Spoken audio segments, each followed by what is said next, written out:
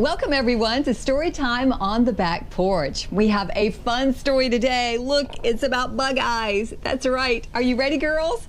This is Lucy, Litzy, and Lyla. Now, this storybook is my son Nick's book. He loved this story. I think you'll know why. It's got rhyming words and it's got some really cool words in it, and the way the bugs talk. Really funny.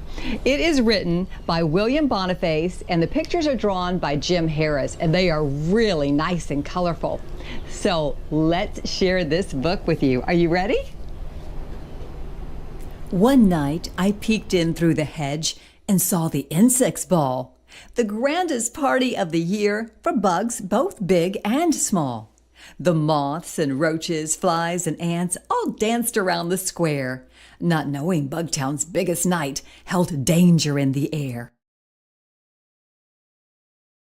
When in the middle of the ball, they heard a ghastly sound, and Charlie Roach, a two-bit hood, came plunging toward the ground. He'd fallen from the tree above, or was it he was pushed? Regardless of what made him fall, the poor bug had been squished. Police Chief Slug was first on hand to view the flattened mess. "This bug's alive, but needs some help," he said with great distress. And as they hauled the roach away, the rattled slug replied, "There's just one bug to solve this case of near insecticide." Inspector Cricket soon was there and knew just what to do. He scanned the scene for any sign and quickly found a clue. "Aha!" he cried and held it high. The crowd began to shove to get a look at what he'd found, one solitary glove. His first stop was the boarding house where Charlie had a room to chat with old Miss Ladybug, who leaned upon her broom. "I'm not at all surprised he's hurt," she said with no lament. "His friends were thieves, and that's not all. He owes me 2 months' rent." He next went to a local thug, an ant named Ferdinand, and caught him coming from a job, a safe in either hand.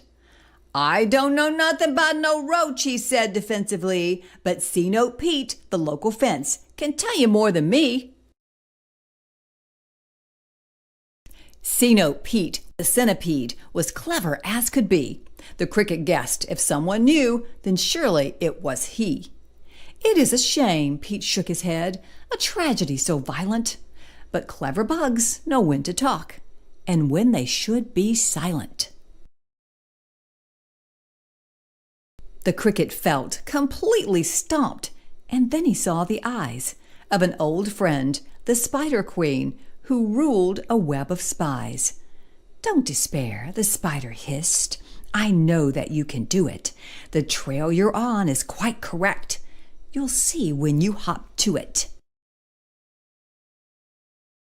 "That's it," he chirped, and down he went to try the daily splat, where Hedda Hopper reigned supreme as queen of Bugtown chat.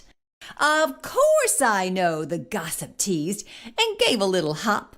"Go right back to the underworld, but this time to the top."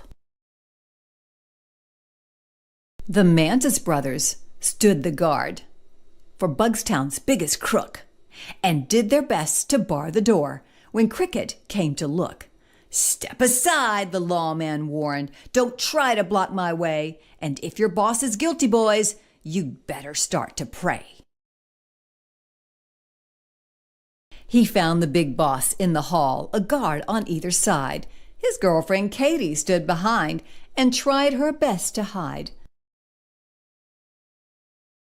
"It wasn't you," the cricket said, and pulled his handcuffs out. "But someone else took their revenge, and now I have no doubt. So don't pretend you still don't know, or that the answer's hid. For when you see who's short a glove, it's clear that Katie did." See, wasn't this a fun story? I love all the bug eyes in this story. You never know what the bugs are doing if you peek inside the hedge, right? This one is called Mystery in Bugtown. Did you like it, girls? I know you like bugs, so I bet you liked it a lot, Lyla. Well, we're so glad you joined us today. We hope you'll join us another day for story time on the back porch, and you can listen to stories with us